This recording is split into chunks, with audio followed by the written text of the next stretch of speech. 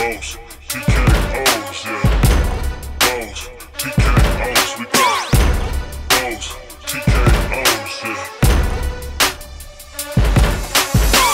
Bows, TKOs, we got bows, TKOs, yeah. Bows, TKOs.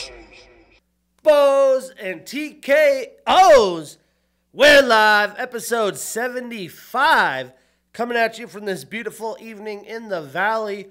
And when we talk about beautiful, it is like in the 70s, sunny every day. This is why you live in the desert.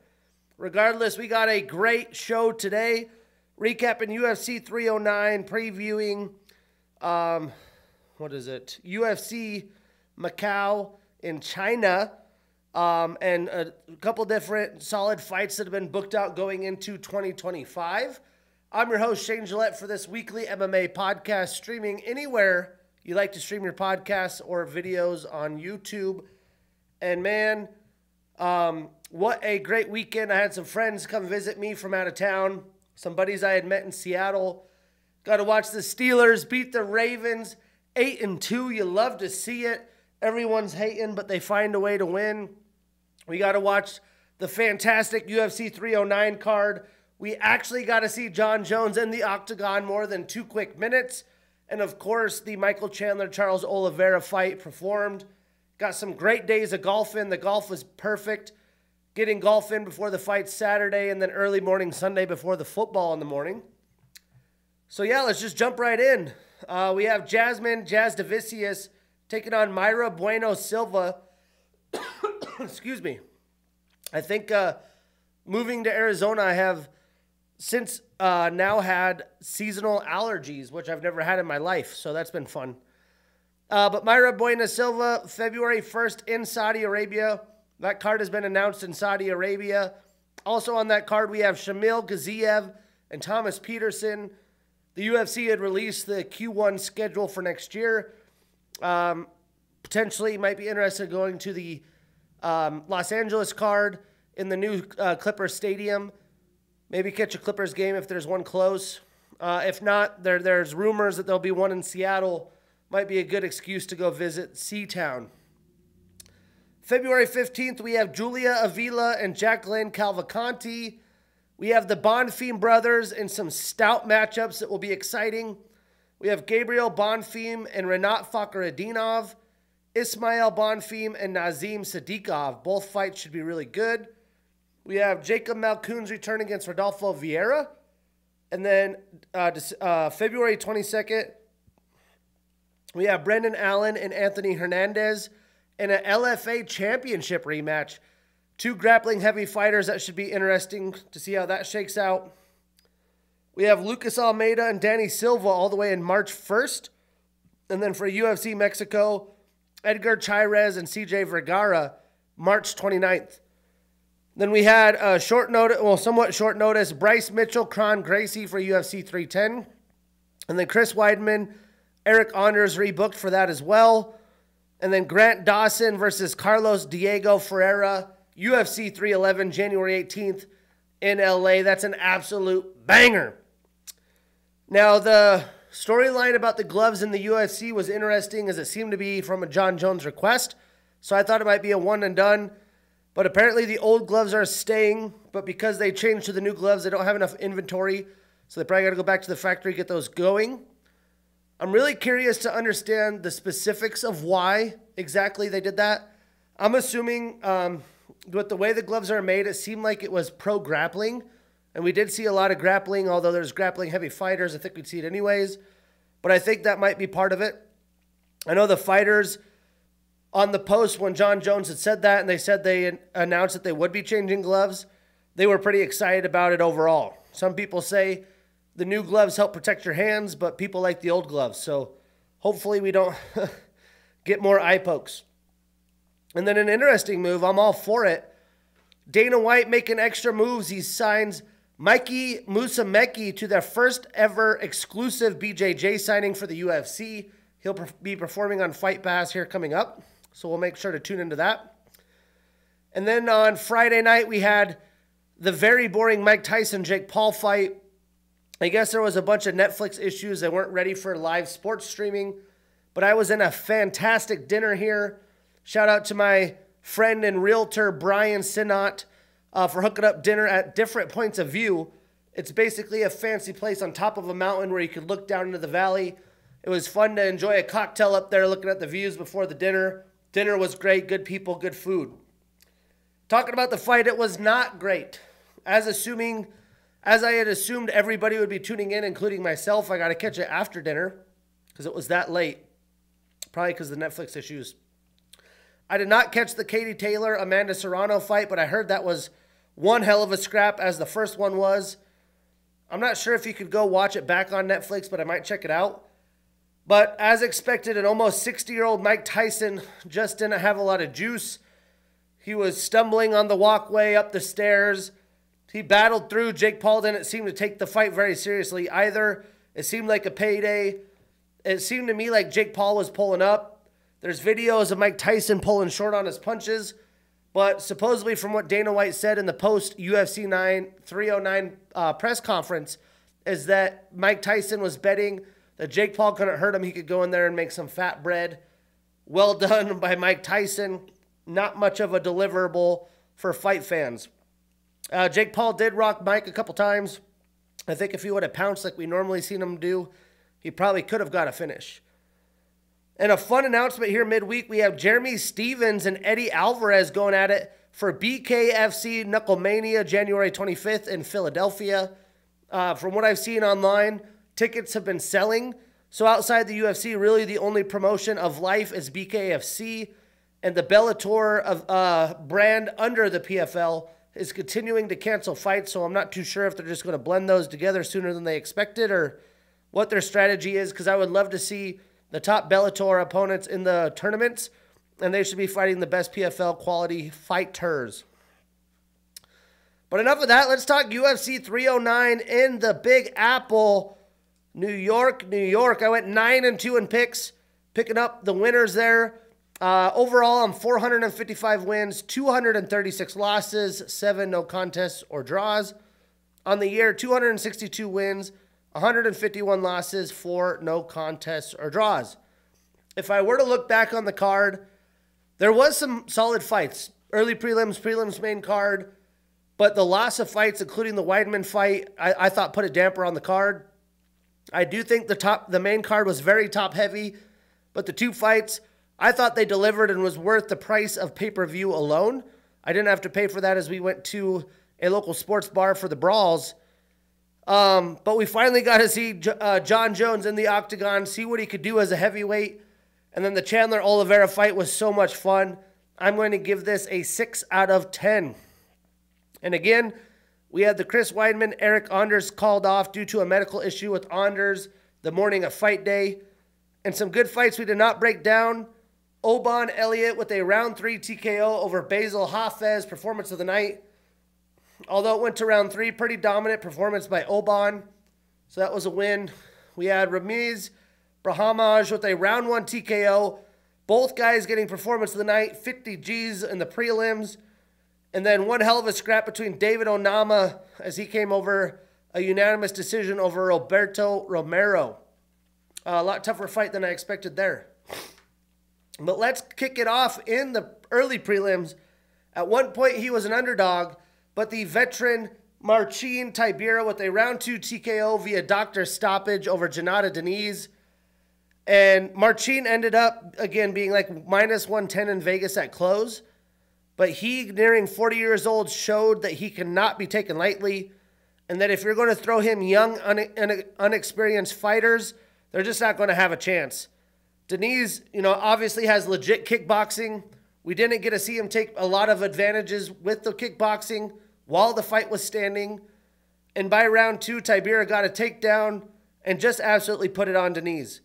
He was saved by the bell, but the doctor stopped it due to the damage and a cut sustained from nasty ground and pound.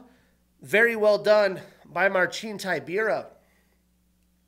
Statistically, Marcin landed 153 total strikes, 35 of them significant.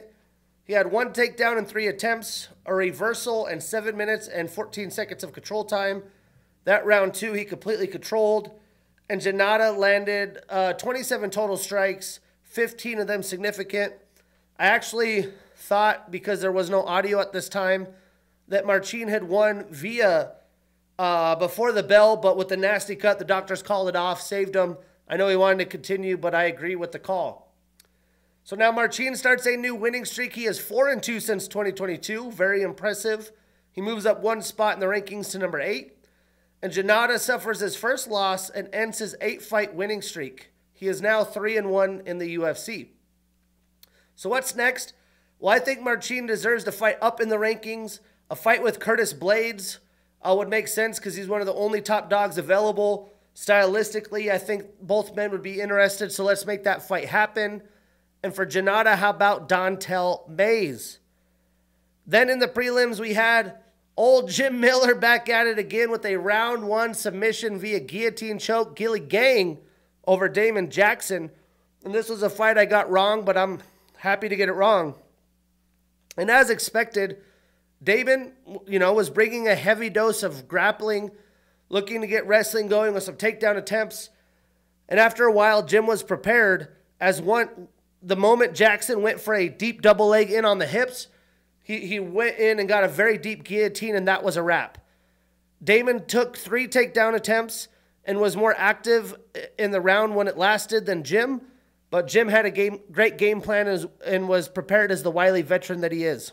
Well, for Jim, it didn't take a lot. He landed 11 total strikes, 10 of them significant with a submission attempt, and Damon landed 16 total and significant while going 0 for 3 in takedown attempts. So Jim starts a new winning streak. He is 5-2 since 2022. Pretty wild to think about all the miles he has. 5-2, very impressive. He said that he wants 50 UFC fights. So I think if my math is correct, that would be 4 more. For Damon, that's a brutal loss, especially because you didn't get to showcase what you've still got. He's kind of been up and down, but he's still very competitive. He didn't really get a chance to showcase that. And he extends his losing streak to 2. He is 4-4 since 2022. So what's next? Well, Jim and Jared Gordon would be a fun fight. And I'm assuming Damon goes back to featherweight as this was at lightweight. So I think a fight with Jonathan Pierce, who's on a 3-fight losing streak, would make the most sense. And then in the final prelim fight, we had Marcus McGee with a unanimous decision over Jonathan Martinez. And this was it an under? No, I think he was a Vegas favorite. I seen a lot of people taking Jonathan Martinez. But this was just kind of an odd, slow start for Jonathan, like his Jose Aldo fight. And due to this, I just feel like he's really hurting himself in his prime window and his UFC stock. He is definitely a kicking heavy fighter living off the kicks. But Marcus actually early in the fight threw more than double the kick volume and was the fighter coming forward, getting in his face and dominating the fight. Marcus overall was just too powerful, too fast for Martinez to figure out. And I think he felt Marcus's power and didn't want to put himself in danger of getting finished. But you eventually have to take risks if you want to win these fights, especially against the top competition. And after being down a round, Jonathan didn't pick it up. And at the very end of round 2, he landed a nice low kick that had Marcus limping around. And you would think going into round 3, Jonathan would capitalize on that. Jonathan did land a few more leg kicks, and Marcus was barely able to move or put weight on it about a minute into the 3rd round. But then Jonathan goes and clinches Marcus. Like, he's the one that tried to do that. And I'm like, even the announcer's like, what the hell is he doing? He should have just backed up and tried to get more leg kicks off to maybe get a leg kick TKO. Regardless, though, Marcus McGee, the maniac, is just a well-rounded fighter, a brute force, and we also just got to see how powerful Jonathan Martinez's kicks are, as he only needs to land a couple and your legs chop suey. So came close, no cigar, needs to go in there and be more aggressive, but Marcus McGee prevails again. And statistically, again, over the course of 15 minutes, Jonathan only landed 49 total strikes. That amount of volume is not going to cut it. 48 of them significant. And Marcus landed 105 total and 102 significant, so more than doubled up Jonathan. So Marcus extends his winning streak to 6, 4-0 in the UFC. He is now a ranked fighter at number 14. Well-deserved. The MMA Lab Bantamweight team, I feel like, is the best on the planet, and they have a slew of dudes now in the rankings. And Jonathan extends his losing streak to 2 and drops out of the top 15. So what's next? I think Marcus and Ayman Zahabi is the next fight, and that would be an absolute banger. And for Jonathan, how about a match with another MMA Lab fighter in Kyler Phillips? Moving into the main card, we had the short notice bout where Mauricio Ruffy did win but didn't get a finish with a unanimous decision over James Yontop. And this fight was actually a lot closer than expected, especially on my end, and gave us some good looks with Ruffy to see what he's really about. And round 1 was pretty competitive, not a lot of action, but Ruffy was clearly landing the better strikes, but James just was eating him. He's a young kid, very durable. In round 2, James tried to change up his game plan, which was a smart move, and looked to make the fight ugly with takedown attempts. But Ruffy found his big right, knocked James down right on his butt, but somehow James was able to get up and just keep coming forward but was down 2 rounds to 0. So round 3, Ruffy started to slow down and tire, but James kept coming forward. I do think the forward push from James was eliminating the big shots and the big right from Ruffy, which was probably a good game plan in retrospect. And for future fighters, when they're fighting Ruffy, is to try to stay in close boxing range and put Ruffy on his back foot. A lot easier said than done, because you have to credit the young James, again, with that toughness and durability, because not many people could have ate those shots and probably would have been finished. But statistically, Mauricio landed 74 total strikes, 64 of them significant with the knockdown, and James landed 112 total, 90 significant, was 0 for 6 in takedowns, and had 1 minute and 20 seconds of control time. Mauricio, as good as he is, definitely showed that he has to improve on that cardio and be able to put out more volume and not put himself in a bad situation, which against a quality fighter, round 3 really would have been ugly. So Mauricio extends that winning streak to 6, 3-0 in the UFC, and James extends his losing streak to 3. He is 1-3 in the UFC, with the Contender Series being his last win in 2023. So where do these guys go next? Well, I was excited for the originally booked Mauricio and Charlie Campbell fight. Let's just rebook that as soon as possible. And for James, how about another veteran in Vince Pichel? Moving on, a fight I got wrong. Viviane Araujo with a unanimous decision over Karine Silva. And to me, this fight was all about Karine not coming into this fight ready for a 15-minute war. She's been moving up the ladder board, but not having the heart and the determination to find a way to win this fight. It just shows there's so much for her to learn at this point in her career as well. And credit Viviane for not giving up and still fighting off this losing skid. But round 1, Karine was able to win with her speed, and she did have better technical striking as expected. But after that, Viviane was just pressing Karine, defending takedowns, and wearing on Silva. Karine was really wearing the damage in the fight, and heading into round 3, really just seemed to be completely gassed, because Araujo got her takedowns, and Silva, I would say with even 2, maybe 3 minutes left in the round, it just seemed like she gave up. She was falling on her back, giving guard, just sitting there with her hands on her head, looking to try to get Araujo to jump into her guard. And when you have a chance to win round 3 and win the fight, that's just not the way to do so. Like, get your ass up and at least look the part, right? Come forward, do some fakes. Whatever energy you have left, you have to send it. And it didn't seem like the will to win was in her at all. Statistically, Viviane landed 105 total strikes, 48 of them significant. She had 3 takedowns, a submission attempt, and 2 minutes and 25 seconds of control time. And Karine landed 76 total strikes, 58 of them significant. She only had 1 takedown and 7 attempts, so you got to credit Araujo. She had a submission attempt and 3 minutes and 30 seconds of control time. So moving on, Viviane starts a new winning streak. She is 3-3 since 2022 and stays at number 9. And Karine ends her 9-fight winning streak, starts a new losing streak. She's now 5-1 in the UFC and moves down 1 spot in the rankings to number 12.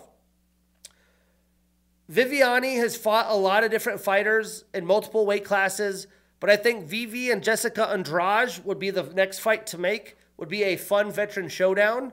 And for Karine, how about Casey O'Neill? I think that would be a fun one. Then we got the Bo Show. Bo Nickel with a unanimous decision over Paul Craig. And my biggest takeaway once the fight started was just how wild it was, seeing how much bigger Craig was all around. He's fought many fights at light heavyweight since he's moved down. But really, Bo had an agenda here. He wanted to show MSG and the world that he could win with his kickboxing and he didn't need to be a wrestling-dependent fighter at this level.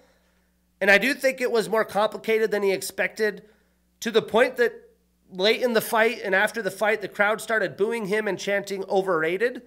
But that's the price of admission for being a blooming star that fights a slow back and forth decision. The fans want you to just Khamzat Chimaev everyone all the time. But maybe part of it is that Bo didn't want to get takedowns to risk himself losing by submission, because Craig has a brilliant ground game as well. But there was never more than 25 strikes thrown in a round by either man. It was a very measured attack from Bo, but he stacks up another win. This is only, I think, his 7th pro fight, 5 of them in the UFC. But he was bringing the fight, was the fighter coming forward, and deserved the victory. Still a green lad, Bo Nickel is, and he owns it. But statistically, Bo landed 54 total and significant. Paul landed 48 total, 47 of them significant. So Bo extends that winning streak to 7, 5-0 in the UFC, and Paul extends his losing streak to 3. He is 2-5 since 2022. So what's next?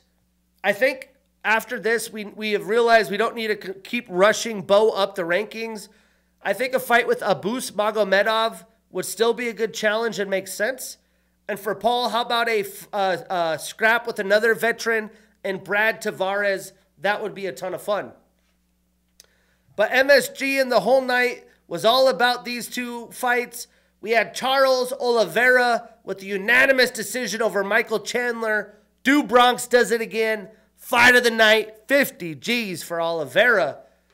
And although this was fight of the night, don't get this fight twisted. This was a dominant performance by Charles. Unlike the first fight, Charles was actually the better striker and all-around fighter for majority of the fight. And Chandler did land some volume, but he didn't get those big explosive shots we're accustomed to and what we saw in his first fight where he almost won early. But especially in rounds 3 and 4, Michael, it seemed like he was just resting for round 5. But we only saw one takedown attempt from Chandler. So at this point, I just think we could ride up. He's never going to dip into the grappling well, which is a strength of his. Leading in, he said you'll see a different Michael Chandler. I thought maybe that meant grappling, but his striking didn't deliver. The explosiveness seems to be going away, and we did not see the grappling. But all of a sudden, this fight really got interesting in round 5 as Charles was starting to slow and Chandler started pouring it on Charles. I was like, oh my goodness. Somehow Charles was able to survive by getting Chandler's back late in the round. And then Chandler, while having Oliveira backpacked up on him, got up, which to think you're in minutes 20 to 25, you have a guy that's probably 10 pounds bigger than you on your back. He's able to muster the strength to get up, jump backwards and try to slam Charles and do some damage, which made for a lot of fun. Didn't do too much. Charles was able to, kind of tuck and keep his head out of danger. But you have to credit Chandler's endurance and cardio. As he's getting older, he still has that. I just felt like this fight was another level up for Charles. As he's still in that prime window, he continues to get better. Very, very impressive display by Charles Oliveira. I wish I could watch this fight back and see the work that he did again. Statistically, Charles landed 117 total strikes, 88 of them significant. He had 5 takedowns in 12 attempts, 2 submission attempts, and 14 minutes and 52 seconds of control time. Michael landed 150 total strikes, 84 of those significant. He was 0 for 1 in takedowns and had 1 minute and 59 seconds of control time. So Charles starts a new winning streak. He is 3-2 since 2022. He stays at the number 2 spot. And Michael extends that losing streak to 2. He's only 1-2 since 2022 with all that time off and stays at number 7. So what's next? Well, Charles fought Chandler for the second time. He's fought a lot of the top contenders at lightweight. Although this is technically a rematch, it's a rematch from way back in 2015, which would probably be 10 years ago by the time it would get made. Give me Max, Blessed, Holloway, Charles, Do Bronx, Oliveira. That's the perfect next fight for Max at lightweight as well. The winner gets the next title shot. That just makes too much sense. And for Michael, he deserves to fight Conor, but Dana said he's expecting Conor to fight late 25. In the media today, the Irish judiciary had announced that technically Chandler's guilty. They didn't use the word guilty in this rape case. So there's who knows what the fallout is from that. So I'm not saying that Chandler waits for Conor at this point. So how about a fun showdown against Rafael Fiziev? I think that would be absolutely a banger. Well done, Do Bronx Oliveira, still in the show. I mean, just put on a clinic for 20 minutes. Yes, he did gas in round 5, but man, this was the best complete package from Do Bronx. Regardless, though, the king is back, the GOAT, Jon Bones Jones, with a round 3 TKO over Stipe Miocic. Performance of the night, 50 G's, well deserved. And what a fun showcase this was by Jon Jones. Through the fight, I just kept thinking to myself, the package that Jon Jones at this mobility and weight brings to the division is unlike anybody else, and DC nailed it, saying Jon brings things that no other heavyweights does, like the spinning back kick that finished the fight, but the mix of power, speed, fighting IQ, and unorthodox strikes, it's truly one of a kind, even at light heavyweight, but especially in the heavyweight division. And Jon was pretty dominant as the fight lasted. I do remember one solid strike that Stipe landed, maybe a check hook to Jon's head that had him kind of backpedaling, go reset distance because he got rocked. But round 2 was pretty measured by both men. I think Jon had hurt Stipe with some of the just absolute nasty body attacks and kicks, and it probably just shut his body down by round 3 because he was looking kind of not very aggressive and just trying to stay alive. And I think Dana and Jon and really the UFC crew did a good job trying to build up what Stipe could do at 42 years old and even how durable and how good he was in the night, but Jon just shut him down. I do think that's, very much a thing that those body attacks slowed Stipe down. But Jon is just light years above Stipe at 42, and I think that Stipe isn't the prime Stipe by any means. So although this is a brilliant performance by the GOAT, I don't think he was fighting Tom Aspinall level fighter by any means. But Jon was lighter in this fight. His strikes showcased that. Supposedly the spinning back kick, absolutely gnarly, that finished Stipe, gave him a fractured rib and spleen and kidney lacerations. And there was a lot more attacks into the body, but that spinning back kick was absolutely brutal, man. We can say one thing for sure, though. We can't discredit Stipe's durability because he was taking them, man. But statistically, Jon landed 104 total strikes, 96 of them significant. He had a takedown, a knockdown, and 3 minutes and 51 seconds of control time. That takedown he had was brilliant. And Stipe landed 42 total strikes, 37 of them significant. So now Jon, in my world, stays undefeated, extends that winning streak to 30, which is actually technically 28 because he had the DQ and the no contest due to the drug thing with DC. But he is 3-0 since 2020. And Stipe ends his career on a 2-fight losing streak. He is 1-2 since 2020. So Stipe wraps up his career, which is a good move.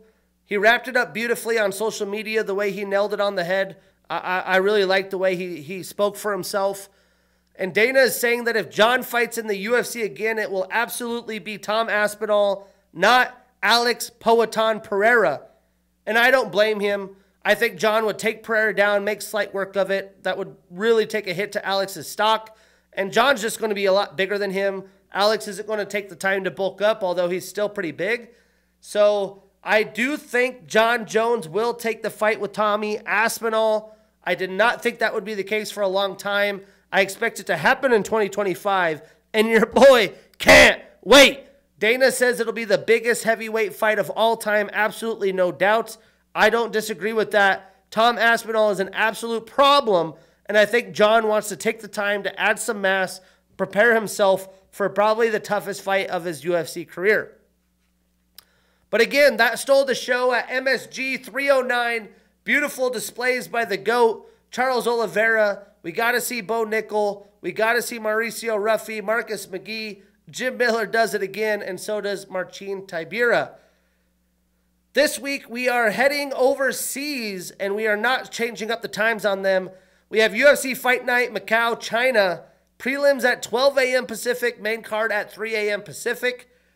And previewing this card, you know, this is a card that I'm going to watch first thing in the morning before football. This is a big surprise because a lot of unknowns, and maybe come away with some new fighters to keep your eye on too. So I'll definitely be tuning in because I don't know a lot of these foreign fighters. But this card is definitely molded around 3 very quality fights that will have a ton of implications. But I am previewing this a 4 out of 10. Some good fights. We have Xiao Long taking on Kwang Lei, 2 Road to the UFC alums. We have Contender Series alum Loner Kavanaugh taking on LFA alum Jose Ochoa. And then we have Zhang Mingyang taking on LFA alum Ozzy Diaz.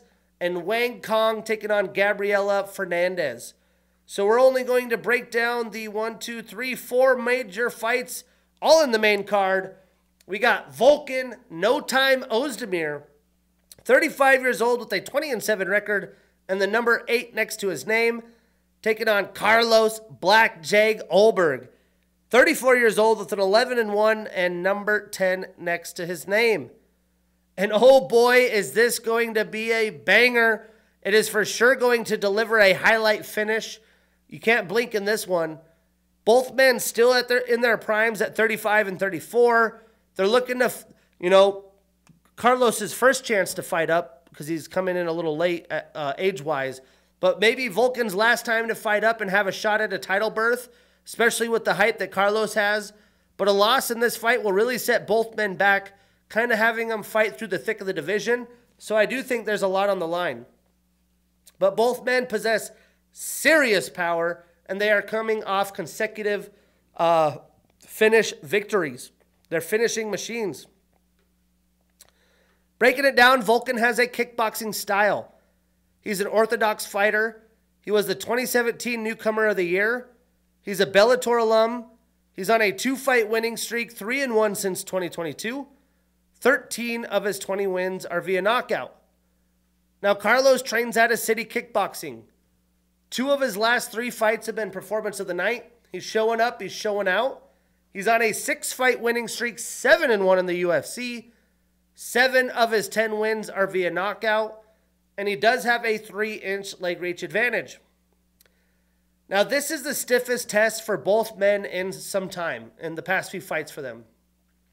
You know, Volkan was really deep at the cream of the crop in the division from like 2018 to 22, and he's had his fair share of ups and downs. Carlos hasn't faced that level of competition in his pro career, but is coming off 5 straight finishes. I've been betting against him too, and he's been proving me wrong. But Carlos is going to make this a firefight. I think he's the faster striker, which will pay massive dividends. But Volkan's a slick veteran. The longer the fight goes, the more it swings in his favor. He is a good counter striker. Anything could happen. But I'm not betting against the Black Jag again. I'm taking Carlos Olberg, but I am not putting him on any parlays. This is a coin flip fight for me. Moving on, we have Song the Assassin Kanan, 34 years old with a 21-8 record, taking on Muslim the King of Kung Fu Salikov, 40 years old with a 20-5 record. Now, this is a showdown between 2 men who are looking to keep their winning ways going. They haven't really been able to keep that momentum with multiple fights, and it's Song's chance to get a quality name on his resume, which is definitely lacking. And for Muslim, he gets to not face like the deadliest in the division, which has been most of his UFC career. So it should be interesting. Breaking it down, Song is on a one-fight winning streak. He is 2-2 since 2022. 9 of his 22 wins are via knockout, 9 via submission. So 18 of his 22 wins come via finish, and 4 of his 8 losses are via knockout. Now, Muslim has a Sanda style. He's a master of sport in Wushu Sanda. He has a blue belt in BJJ. He's an M1 alum, and he's a Sanda stud. He got gold in the 2008 Olympics for men's Sanda. In 2005, 7, 9, 11, 13, and 15, he won the world championships.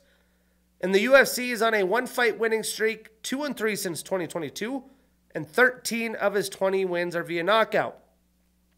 Now, Muslim is 40. This is going to be a very tit-for-tat battle. It's shaping up to be a split decision, if you ask me. I do favor Muslim striking, but Song's pretty solid everywhere. And with the age different, he should have the cardio advantage the longer the fight goes.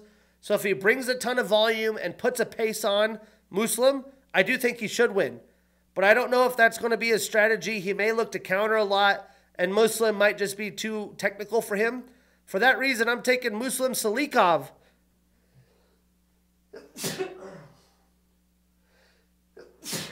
Excuse me. But I am not putting this on any parlays.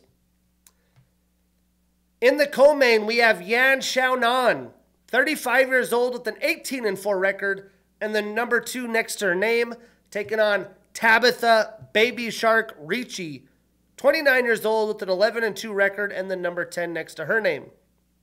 Now, Tabitha's been skidding by, but this is her prove-it opportunity against the best in the division, and this is Yan just holding her ground at the top of the division. I do think Yan is the more powerful striker. She is more technical and more well-rounded overall. If there is an advantage that Tabitha has, it may be her speed. You know, she's in the middle of her prime at 29, whereas Yan's 35. But the only way is for Tabitha to win is to move and stay away from Yan, really keep her bicycle going, land some combos, pop out, and just do enough to win on the scorecards. I don't think that's going to happen. I don't think Tabitha gets a finish. And Yan is going to look to close distance quick and look to land big, powerful strikes or get this fight to the ground. But breaking it down, Yan trains out of Team Alpha Male. She has a blue belt in BJJ.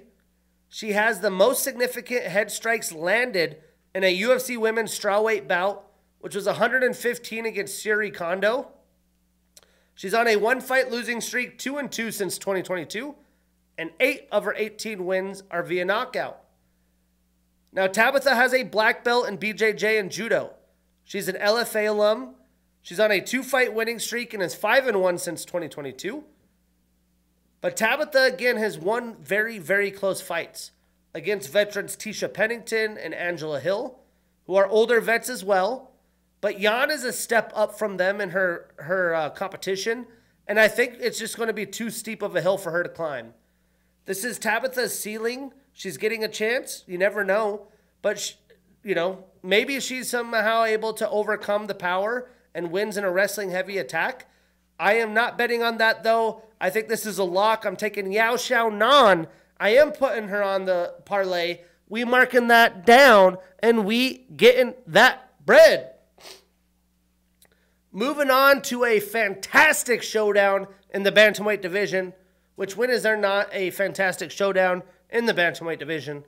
But we get Pewter No Mercy Yan, 31 years old with a 17-5 record, and the number 3 next to his name, taking on Davison Deuce de Guerra Figueiredo, the god of war, 36 years old with a 24-3-1 record, and the number 5 next to his name.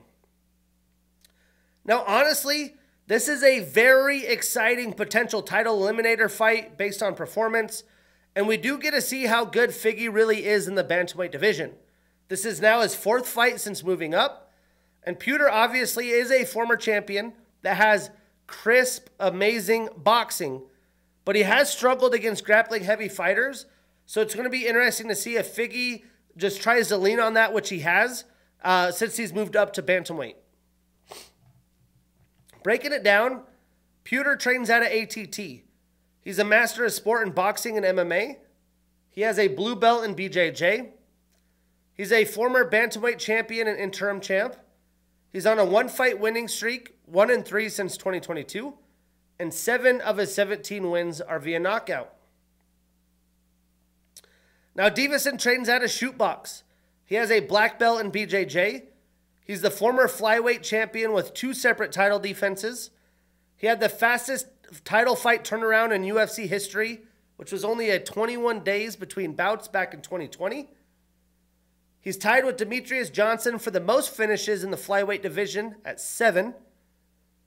He has the fastest submission in UFC flyweight division history, 1 minute and 57 seconds against Alex Perez. He has the most knockdowns landed in UFC flyweight division history at 11. Most submission attempts in flyweight history at 20. He was the 2020 Fighter of the Year, and he had the shortest span between trilogy fights in the UFC at 406 days against Brandon Moreno. And he has the only trilogy in UFC history consisting of both fighters having 3 consecutive bouts. He had the 2020 Fight of the Year against Brandon Moreno. He's on a 3-fight winning streak, all at bantamweight, 4-1 since 2022. 9 of his 24 wins are via knockout, 9 via submission, so 18 of his 24 wins come via finish. Now, this one's an interesting one. I do think Puder will have the boxing advantage, but it won't be massive. I do think he's going to have more power. Figgy's look good at bantamweight, but I haven't seen him really rock anyone with the shots. And Puder really has worked on improving his grappling defense and has actually offensively wrestled pretty well at that. But both men have experience with 5-round fights. But Figgy, now that he's moved up, I feel like, not having to cut weight like he does. Although Puder seems pretty small, I'm not sure what his weight cuts look like.